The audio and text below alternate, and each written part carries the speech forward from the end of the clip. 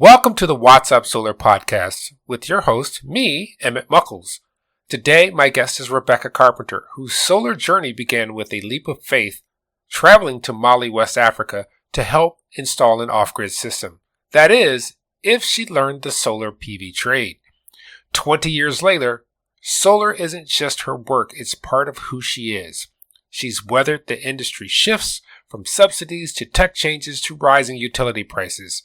And she's built a reputation on service, design, and commitment to customers.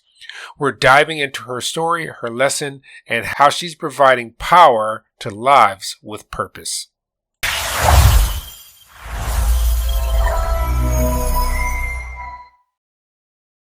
Hey everybody, welcome to What's Up Solar Podcast, where we talk to insiders, outsiders, midsiders, everybody. Remember, we're all working toward the same goal because the sun never sends a bill. And in lieu of what has happened recently, we need to get back to that sun not sending us a bill. It's more than just incentives. Today, I have a fabulous woman in solar, Rebekah Carpenter. Now, I'm going to tell you why. You've heard the bio in the pre-show, but I think it's really important to understand the diaspora of solar. Solar is just not boots on the roof. It's more than that. It's not just having an inverter so you could have a Tesla. It's more than that. Sometimes, and maybe even in the future, it may be a necessity. And Beck embodies the premise of that, which is because she's off grid. Now, I'm going to go way back in time. I always ask this question. What got you into solar? It's not one of those things from your career counselor says, you'd be good in solar. Absolutely not. There wasn't even solar when we had career counselors, right? So I was aimless and had worked in construction on and off a lot, and I wrote out a list of things I didn't want as a career, and solar was most of those things. And then suddenly I was in solar. It was sort of, I went and sat at home fairs. It was 1998, 99, when New York State had the Sunwise program with cash subsidies directly to the customer. So the customers would buy solar equipment and put it in, or hire someone to put it in. And there weren't really any installers.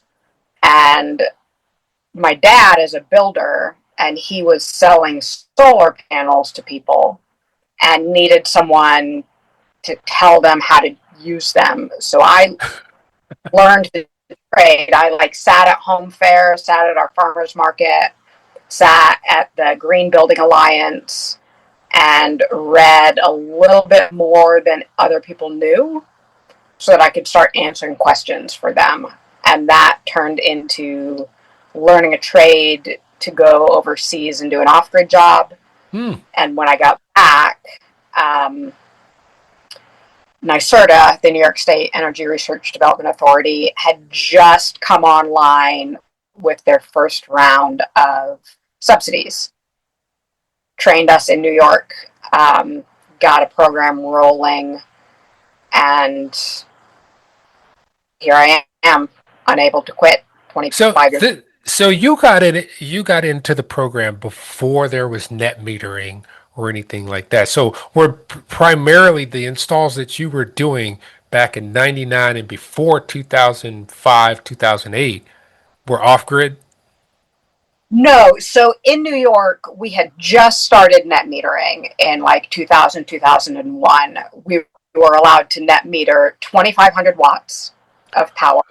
A hair dryer. Right. On residential houses. So there was no commercial, but residential only, was with the spin meters. So we would turn the system on, bring them outside. One person would be inside, turning on the toaster, turning on the hair dryer, running the vacuum and saying, this is what you're doing. and then watch what the solar could do by spinning the meter backwards. That was such a rewarding thing. But it was just right. It was just at the dawn of the net metering. Yeah, And most of the meters are digital now. So when you yeah, say the meter spinning backwards, people who haven't been in this in the last, or who are just getting into this, I'd say 10 years ago, they wouldn't yeah, even know what that is. They're wouldn't even know what it is. like, Yeah, I remember this. I remember watching the little electric meter. You had the little dials on it. right. That's And crazy stuff. the inverters, we use Sunny Boys, and we use a lot of trace. We were using 48-volt inverters for 48-volt DC input nominal and 120-volt AC output. Like, that's all you could do. Sunny Boys started coming online with the 240-volt and high voltage strings, but mostly what we were using then were 48-volt nominal inverters, That's on not the battery. input. That's on the DC That was, input. yep, and that wasn't a battery inverter. That was a non-battery, could never add batteries to a system in the future if you put it in now, inverter system. 120-volt AC output. Yeah, it's, I've told that to some inverter trainers in some inverter classes I've gone to. They're like, no, you never used 48-volt. No, it was like, I was there, man. I was there. It's wild times. So, how did you come to create Finger Lakes Renewables? So that was sort of the start of it. Was it started as Finger Lakes Renewable Energy Cooperative, Ah, because the Green Building Association in Ithaca is a pretty great place for green building, for sustainable energy, for sustainable building styles. And that was sort of like, how do we buy the panels for the customers so that the customers can get their incentives? mm, And that was like, let's set it up as a cooperative, because like, if you don't have to incorporate, don't incorporate. Try to like, and I learned from a handshake kind of a guy. I'm more contractual now. I like things in writing. yeah. Um, but it so I started working on the second neighborhood of an eco village. I think Okay. it's Rachel Carson Way Eco Village is a pretty popular destination. A lot of people come to. I think I saw a documentary about that. Yeah, you probably did. It's cool. It's a neat place. I've worked there a lot over the last 25 years, and they were building a neighborhood that was a lot of going to be owner equity, owner sweat equity, and they needed a solar person to sort of manage that program, because it had started turning from being the Sunwise direct to the customer subsidies to now you have to interconnect with your utility, Yeah. which means having an installer, doing inspections, etc. And I started in that neighborhood. So put in 20 systems in that neighborhood using Shell 110-watt solar panels, trace Xantrex inverters, 48-volt wiring, rolling into Sunny Boys, drill pressing our own racking system because there weren't extruded aluminum racking. So we just bought stock in L channel and just drill pressed it, put EPDM rubber on the bottom. Yeah. I've seen some people use Unistrat for Yeah, older systems. yeah. Unistrat was expensive. Yeah, it still is. It's still right. Aluminum L channel was not so expensive, Yeah. and it was light. And we assembled the arrays on the ground, and then lifted them either with a crane or a lull Oh, and wow. roof. So there were no ground mounts at this time, huh? There were some off-grid ground mount stuff. We had done some off-grid ground mount stuff, but there wasn't like a listed. There was no really IEEE UL listing Yeah. for equipment, right? So we were just making it up as we went along. We made a lot of racks out of wood. We made a lot out of black locust, because people here didn't want to use pressure treated lumber. So instead of pressure treated lumber, we would use black locust lumber, and then build out a rack from there. Do all of that. That was like when we were doing the roof mounts. We had blank junction boxes that we had to use THHN, wire in whips, put in Liquidite between them, and learn how do you make a string, how do you make a parallel. You had to do all of that, so that's why we did it on the ground. Was that you had to have all the panels in front of you standing up so that you could Liquidite each junction box to the next one to make your string. So I want to ask you about there's a movement that is happening, and then it's a DIY movement, and Yeah. part of that movement was kind of pushed forward by not EcoFlow, Signature Solar. Yes. Yep. So what do you? And I'm surprised you're not at the center of this because you've been doing it so long and you have this knowledge that people have forgotten about just the bare Right. bones of how to do things. Do you think that's going to just grow with the cost of housing, cost of, And these are conversations that we have with people a lot, that I've always had with people. It's a cost benefit thing, right? Like when I was building my house, I didn't do the construction on my house because I was running a solar business, and my time and energy is worth more installing solar than it was putting up trusses and yeah. hammering in studs, framing out. So if I had tried to do the construction work on my house, it would have been a disaster. Instead, I was earning money by running a business, by installing solar, by doing what I know how to do. And what we've run into is people get sold equipment, and the wind industry had a lot of this. People get sold equipment as do it yourself, simple, easy, ta-da, and it's not. I mean, there's a lot of do it yourself out there that you can do, especially in the YouTube world, and people knowing how to follow directions a little bit more. But there's no, for one, businesses go out of business, right? Because before Signature Solar, there were a number of other do-it-yourself Yeah. sales things. Backwoods is fantastic. Backwoods Solar has been around for forever. They specialize in off-grid and do a lot of design for the customers.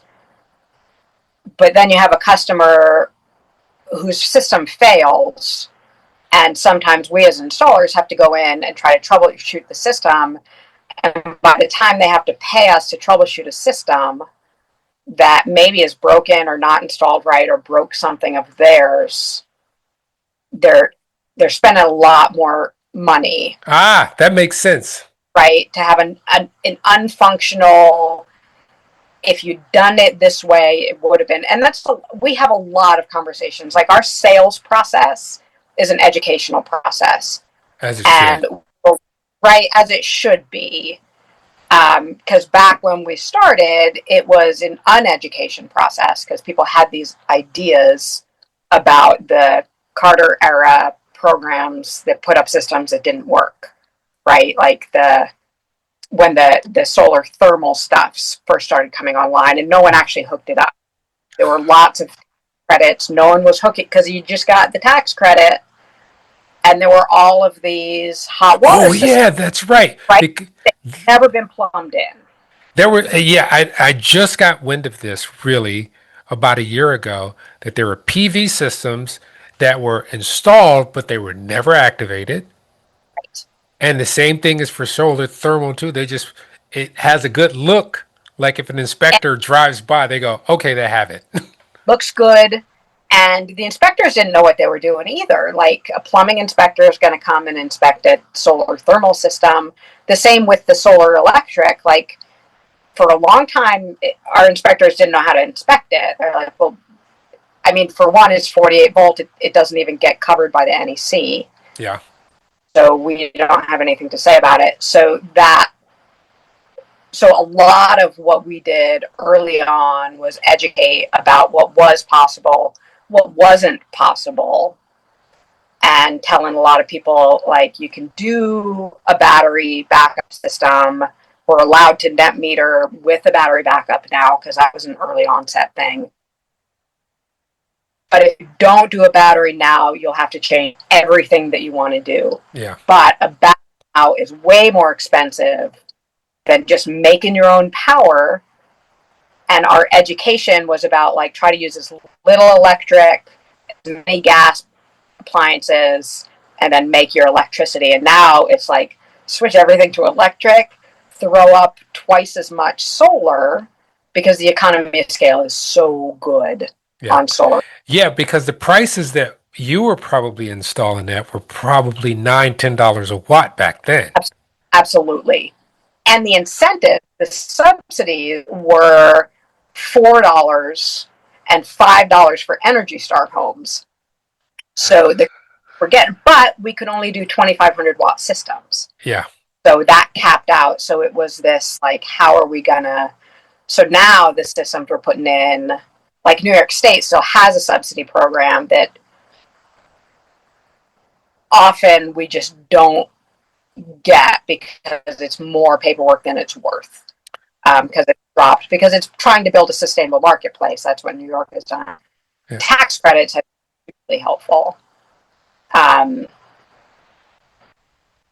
But yeah, so the education process for customers of what you need done, sometimes you should buy a $500 gas generator, so that the 1 hour a year you run out of power, you can run your whatever it is. And then a customer we talked to today, they have very little solar access. So we're like, you can't, like, you're not going to see a financial return on this system. Oh, wow. What you can do, because they have very little solar access, they have a beautiful tree line. And what that gets them is a little bit of solar, so that when utility goes out during any of the good sun months we have, they're just running off the solar, boosting the battery, because they don't use air conditioning. They're just, like, plodding along when the power goes, but they don't lose the half a cow they have in the freezer. Oh yeah, that's important. Right? So instead of having to run, they don't lose their internet access, so they can keep working from home. So benefit specifically of now being able to integrate batteries and add batteries to older systems, or just put in batteries that are so user-friendly and housing-friendly. This, like, 5,000 watt array that's not really making them the power that they're using, but it's keeping their battery up. Yeah. And their battery allows them to have all of this stuff, maybe run a generator for 4 hours every couple of days during a long grid outage. But the rest of the time, there's no noise, there's no off-gassing, there's no refueling, because they're set with this sustainable system. So with all the choices that we have in this day and age, and knowing your history, because you're a solar pioneer on the East Coast. Yeah, I've been doing it, yeah. What's your favorite type of system to install? I love off-grid. Off-grid customers are difficult. Woo! But off-grid systems are really rewarding. I love doing battery backup stuff. Those are my favorites. Does it remove a level of complexity when it comes to interacting with the state for off-grid systems?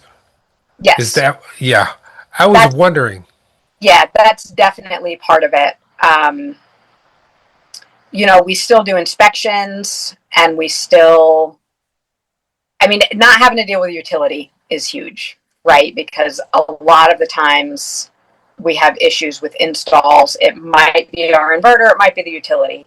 There have been enough times where the utility power is bad and it damages the battery management system, or it damages the motherboard on the inverter, or it takes extra time to get hooked in. So with off-grid stuff, it's so simple. And you don't have this probably a wait for PTO as well. Right, don't have to wait for PTO. But managing customer expectations and helping them understand that, like, they don't have a utility to call if something's wonky. They have us to call. And there's only two working in this business, and we have a lot of work. So trying to play around with that and give people the time and attention they deserve, while also encouraging the fact that, like, you're living off grid, it can be comfortable. Like, you can do anything you want to if you have the money to put into a system. Yeah. Or, right? Or you can do almost everything you want to in considered time. So it's either, like with off-grid stuff or even battery backup stuff, you're pre-purchasing your power. You have unlimited power, but you have it at limited times. And with utility, right, you have unlimited power, but you're going to pay for it. So where you're located, I know some parts of New York State is mountainous. Right. Do you have people who are in valleys? Because when you have these people who are in valleys, they have a shorter solar window. Yeah. Because I know that in West Virginia, people have had some problems, but I wasn't sure about New York. Yeah, absolutely. We don't have a lot of horizon, right? In West Virginia also, you don't have a lot of horizon on a lot of areas, right? Because you have this mountain over there and that mountain over there, or you're on the mountain on the wrong side of the mountain. Like, love the mountains, but gosh, they sure do get in the way of the sun sometimes. Yeah. So helping people, like, it's a hard thing, right? To show up at a job site or at a site visit and say, like, you can't do it. Like, it's not. And they're like, but this spot's sunny all the time. And I was like, if we put one solar panel in this spot all the time, you're spending a lot of money for nothing, and it's just not feasible. Like, we need you to pay attention, right? Because we go out, like, we still use a solar Pathfinder, because I just love the solar Pathfinders, right? I haven't heard that term in a while. Right? Good old, like, Wiley. Right? There weren't any industry-wide site assessment tools when I started doing this. We just, like, looked at the sky and we looked at and we guessed pretty well. And then the solar path. Well, no, first Wiley came out with the Acme site assessment tool, which was a digital camera on a metal foot, and you would take a picture and you would spin it to its area, so you got a horizon picture, and then you would upload that, and then you would count the numbers to see what kind of weight each spot had, and then you would drop the camera in the pit that you had dug. Like, it was messy. And that was digital cameras, and we don't have digital cameras anymore. And then the solar Pathfinder, which is great for customers, because you can walk a customer out to where they want their system, and you can say, this is what we're looking at here. Yeah. We're looking at that tree right there that's beautiful and you love is shading. Or, like, these trees that you hate anyway, but your wife won't let you cut them down. They're in the way. So I'll tell her for you, or I'll tell him for you. So we go out and we look at stuff with customers to try to help them understand that it's not about, like, your job's not making us money. It's not about, we want put everything everywhere we possibly can. It's about like what's the best use of your Is around. is that the case even with microinverters as well? If you're using microinverters versus a string inverter? So that's tricky, right? Because absolutely microinverters do a better job of mitigating the issues, but a microinverter in the shade Yeah. is still a microinverter in the shade, right? An optimizer in the shade is still an optimizer in the shade. It's still a solar panel in the shade. So when optimizers and micros first were coming out, people were putting them everywhere because it was this like, we can put them everywhere. They don't have to match the same angle of insulation. They don't have to Yep. match the same degree. We can just like fill up everything. So in my opinion, what we got were a lot of like single plane panels or single panel planes, and that adds a lot of cost to an install, Yeah. right? Every time you're setting up a whole nother section of railing and a whole nother conduit run. Yeah, that's true. That's labor time, and that's where your cost is going to get you. So Right. I understand that. So I'm thinking about this and thinking about the new microinverters. We got optimizers, we have batteries now. What are some of the ideas you'd like to pass on to like newer generations? Since you've been in this since '99, Yeah. that's longer than a lot of installers knew who have been alive. And Right. I'm with Absolutely. you on that. Yeah. Right. Um, I mean, and we still love this stuff, right? Like, I love this work. um, I think it's really important to understand what you're doing and why. The guy that works with me now, this is the first time I've had a full time permanent employee, and he's been with me for about 5 years. And he's got a sustainable engineering degree, right? And I don't. I don't have a degree in anything, but I've been learning this stuff. And and what we started out with him was having him do things and understand why we were doing them, Yeah. right? Like, Oh, that's the you old know, school way of doing stuff. That's like how your parents right, taught you. that's how you parent, right? They didn't even teach it. They're just like, try not to die and figure out, right? So when we were building a house, we moved to Ithaca when I was 14. I didn't stay here, but we were building a house, and my job was to wire the house. Like, that was my job. And the house didn't ever burn down. So I guess I did good. But, like, yeah, that's, go to it. So understanding, right, like, I'm not a fan of you have one crew that sets up feet and lags, you have one crew that does the rails and the bonding, you have one crew that slaps the glass, we have one crew that is the electricians, and that's all they do. I understand that there's like there's a benefit to that stuff, right? There's some modeling, it makes everything smoother to some degree. It can, you can scale businesses that way, but having someone understand why we do voltage drop on long runs and having someone understand why we add 3 more panels because our string sizing would change instead of just doing it online on the online configurers. Having more information about that kind of also sets us up for like off-grid stuff, sets us up for how you have conversations with people in your daily life and how you get people ready to be more owning of their systems. It's one of the reasons we don't do leased systems or PPAs. I like people to have ownership of this power that they're making, especially if they're putting batteries in. Like, you need to understand what your battery is going to do for you, what your inverter is going to do for you, what it's not going to do for you, and why, to some degree.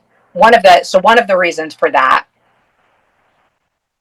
years and years ago, when I would go do site visits by myself, I would go into houses, and generally it was women who would say, like, we're getting a couple of quotes, and the other guys couldn't explain it to me. They're too smart to be able to explain it to me. And I was like, that is absolutely not true. Not at all. They might be too impatient.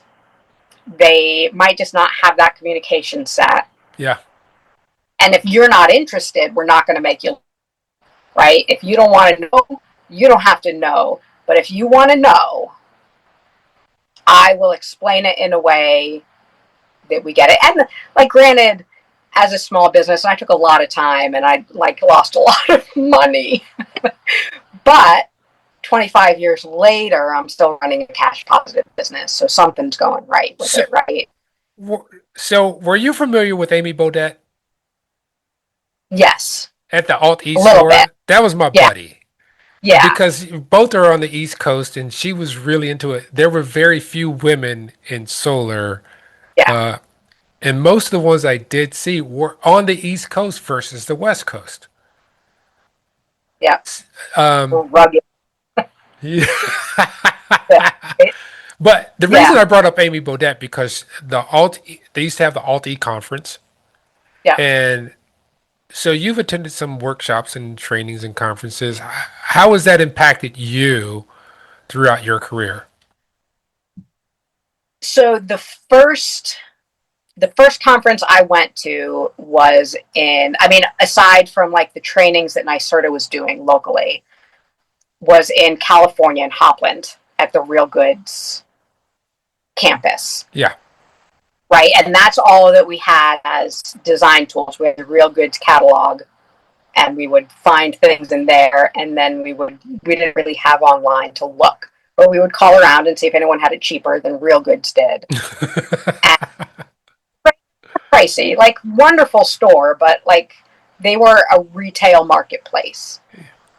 And I went out to Hopland. I flew out there. I rented a car. I drove from San Francisco. I camped on the campus. Um, I met Ezra Auerbach. Oh yeah. I met him, talked to him. I can't remember what inverter he was working with at the time, but seeing people in person, Yeah. I find, especially, it's better now, but it's still not great. As a woman calling up tech support, I don't necessarily get treated the same, Yeah. right? They hear my voice and they ask some questions that like they have to ask everyone, like, did you turn it on, right? Because that's a real question, I've worked tech support, and believe it or not, that is a real it, question. right? And it's important, but it's also tough, right? Yeah. And I like, again, it's a lot better than it used to be, but like 20 years ago, calling up tech support, people didn't necessarily want to be trusting that I knew what I was talking about, and I kind Wow. of did talking about, right? Like, there was plenty of things that I had no clue about. But being able to meet someone and say, I met you at this conference, and I talked to you and I saw you face to face, and we looked at the same piece of equipment, and you know that I'm legitimate, is big for me, right? So I met Ezra there, and like 25 years later, got to give him a hug at the last NABCEP conference, and that's some of my longest relationships, right? Like, I don't know a lot of I have to ask you, people. are you coming to Naps up in Milwaukee? Yeah, absolutely, Cool. absolutely, We're gonna hang out. absolutely. So So, like, I got to go to Real Goods. I've been to NREL because there was a Sunwise dealership conference there. I've been to FSEC. Um, it's great. I love it. um, so there's some things that aren't popular, but you run your own business, so you've had these realistic experiences.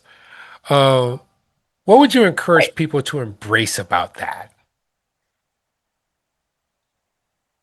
This stuff's hard. Um, right? Like, not everyone is cut out to own a business. Yeah. It's not. I get frustrated when people idealize my life. Like, my life is pretty beautiful, mostly because of my work in solar, right? I have this off-grid home. I do the thing that I love doing the most, and sometimes I hate it. So that idea of do the thing you love and you'll never work a day in your life. Like, no, but you'll love it. Yeah. Right? Like there have been years that have been awful because human is human and work is work and people are hard. But finding your niche, finding what you enjoy doing and what you're good at. Because sometimes the thing you enjoy is not really what you're good at, and sometimes the thing that you're not very good at, like that, right? Whatever that Is what you metaphor was. enjoy. Yeah, I understand that one. Right? So thinking that there's only one route to take. Like people say, like, what are the opportunities in solar? Like there are so many opportunities You in know, solar. I was talking to a young group of people and they were like, I want to install solar. I was like, are you built to install solar? Right, I'm talking to a young man who's 6'4" and he's 300 pounds. I'm like, you're not getting on the roof. right, I'm sorry, you're not. And I was like, you should think about here's the opportunities that are in solar just at a local level, warehouse, permitting, inspections. I'm like, today you get a drone license and just be a drone pilot and do. yeah, So I understand what you're saying, but how do right. you keep such an amazing attitude and good humor? I have my puppy. He's really funny. Uh, I I mean, life was hard. Like I'm happier now than I've ever been, um, and I think that's a big part of it. Like I don't have. Remember back when things were easy and good, like your child that didn't have any. Like I didn't have that. No responsibilities as a kid, sort of a thing. Um, so the fact that I know how to make and set boundaries, including with my customers, and say like, no, I'm not going to answer your phone call at 10 o'clock on a Saturday. Not going to do it. I understand you're frustrated. I don't need to fix that. For a long time, right, when people talk about contractors, they talk about how frustrating we are. Yeah. Totally, right? I wanted to be the not frustrating contractor, and I can't be. I can't be the not frustrating contractor and live a happy, healthy life. So sometimes I'm going to frustrate people. Sometimes people are going to be really angry with me. Sometimes they're going to think I'm not worth what I'm worth, and sometimes they're going to just not be happy with the job I've done. And there are times I can fix that. Right? There are times when like my accountability says step up, do something different, and there are times that I absolutely cannot fix that, and I'm just going to have to step away and say I'm sorry that you're not happy with this. This is what I said I would do. Yeah, I understand that. Especially in this day and age, we have a grandiose expectation of things because of the internet. Right. Right. And it is well, how do I want to say it? Expectations. Yeah. Expectations are high versus the reality of the situation. Right. And I see that all the time. And I think it's because of what's promoted online. People tell some things that are stretching the truth to make the sale. Right. Right. Stretching the truth to make the sale, But it is which what it is. it's what it is, and that's part of it too, right? Like solar renewable energy, like right, like when we first started, we called it alternative energy. Yeah. Then it went from alternative energy. You can't call it alternative. We want it to be like we're talking about like global warming. No, we can't talk about global warming because that triggers people up. So now we talk about like climate change and renewable energy and right. So like that's fine. Like it works exactly the same no matter who you are, Yeah. right? It does the same offsets. I remember one of the first jobs I sold was to this doctor, and I'm telling him about NOx and SOx, and carbon monoxide and carbon dioxide, and he's like, I don't care. It's going to save money, and it's going to make me look good in the offices. I was devastated. Like, how do you nitrous oxide? You have to. He didn't care. Like, I guess. Some people it's a tax write-off. Right, absolutely. And it still makes the same amount of NOx and SOx offsets. Yeah. So, you So, know, it's different strokes for different folks, and I understand. And I think that's one of the things that we have to get to, and is understand that it is not a one size emotional or financial fit for all. People have Absolutely. different reasons for doing it, and they get it done. But I want to ask you this. Yeah. What's in the future? What are your expectations? Because this thing is changing so rapidly. Yeah. There are new people coming on board. What is your vision of the future for this? I think it's going to have to get a little bit more grassrooty again, right? It has done this before, where like the businesses build and then they fall. Hmm. Um, The solar there coaster. were the solar coaster, right? I actually have a solar coaster on my arm.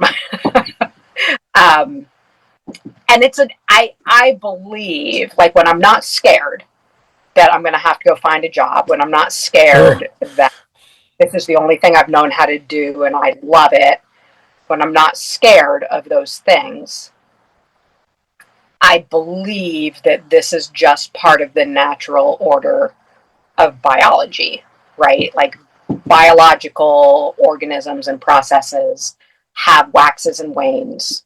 They have, like, whatever it's called when a population gets too big and then the predators kill it out and then it's too small and a then it culling. culling. Right.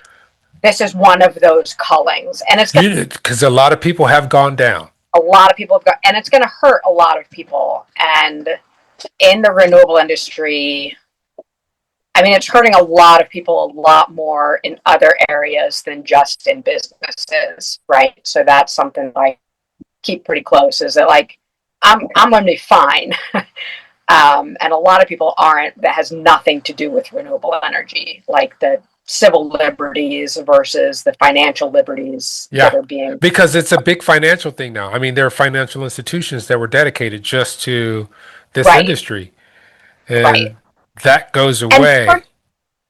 and it is gone away, and it probably to some degree needs to. I don't think it needed to like this. Um, but it's like for the first time in the last 2 years, I've started using financing companies instead of just going through my credit union. And most financing companies wouldn't work with me because I'm a small business. Yeah. As long as you can bring in like $500,000 of business a month, I was like, dude, I could give you like 4 jobs a year, maybe, and they'll probably be in July, and I won't install them until December. And they're like, no, I'm sorry, we can't work with you. I'm like, okay, right? Like, just the way if you're going to not scale up a business, you find ways to maneuver around that. But it also is kind of making me happy that I didn't decide to try to scale up a business, right? Like, it's wrecking me the 8 to 10 like Squarespace leads that are coming in off my website a week that I have to say we're not going to be able to get you done in 2025. I'm sorry. Oh, yeah, Like, because a lot of people are pushing because of the a, incentives. a lot, right? And it's really sad because I love solar, and having to over and over, like, they send in a quote request and the first thing I say is, just so you know, we're booked up through 2025, so I want you to have time to look elsewhere. I've heard that from a lot of people in the circle. They're like, we're busy. We're too busy. Like, Right. we can't find enough people. And if we hire the people, we may have to let them go at the end of the year. Right. January 1st, they're not going to have jobs anymore. So that's tough. And watching businesses grow and say, like, we have created 100 permanent jobs, like, I mean, they're for a while jobs, and they're like long-term jobs, but they're not permanent because this isn't really a permanent industry so much. So I think it's going to be a lot of the same. I think that, like, because it's gotten so much more popular and so much more bureaucratically run, some of the devastations are going to be really devastating Yeah. for people.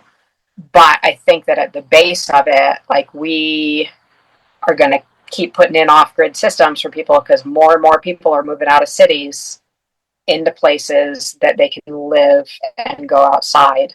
And air conditioning, like right in my region, heating is a health and safety issue. Air conditioning is now becoming a health and safety issue also everywhere. Yeah, So it's across the getting country, really hot lately too. really hot lately. So the idea, plugging my phone in, the idea that because the incentives are going, it's going to hurt and it's going to make it less accessible, but it also kind of inevitable that it keeps rolling because we don't really have choices so much. Mm. Like, people are going to have this stuff. Like, they're going to have to for health and safety issues. More people are getting sick. More disasters are happening. And everywhere, like, there's no really where in the country that doesn't have both too hot and too cold. And we've seen that in Texas a number of times, right? Like the freeze they had a couple of years ago, everything froze, and like the electric cars were dying. And it used to just be the air conditioning was their health and safety issue, and now air conditioning and heating is their health and safety. And we used to only have in New York heating as our health and safety issue, and now like air conditioning is a health and safety issue. Wow, And we've gotten really. That's crazy because I was just having this conversation with a friend of mine who lives in New York, and he was like, "Can you just think if the grid went down, how many people we would?" And this sounds morbid, but because we've gotten so comfortable and I hate to say it soft, we would lose a lot of people. we would lose a lot of people, and some of it's soft and some of it is just old and infirm and with disabilities that limit, because there's so much more possibility for people. Mm. We also need more support for people because we deserve more support, I think. And some of it is soft too. Some of it is like, right, like I grew up in Texas where we went from the air conditioned car to the air conditioned mall, and we had like 10 malls within a 500 or a 5-mile radius. And here, like, you go from your heated car to your heated building, and that's a really limiting way to live. And then if you take the grid away, it's an even more limiting way to live. Yeah, I'm going to leave it at that. And I want to thank you so much for being a Thank you. guest on the What's Up Solar podcast. So, big thanks up to you, Becca, for being a guest on the show and your Watt-worthy insights and your energy. If you enjoyed this conversation, people, please subscribe, hit the subscribe button, go to your local podcast, download it, make sure that you get every episode, leave us a review, and share the episode with someone who is solar curious. You can watch full interviews on YouTube. Just look for What's Up Solar Podcast, and don't forget to click the bell to get notified. Until next time, stay informed, stay inspired, and remember, the sun is shining. Are you plugged in? Because the sun never sends a bill. Till next time, thank you so much. Thanks, Rebecca. Thanks, Emmett.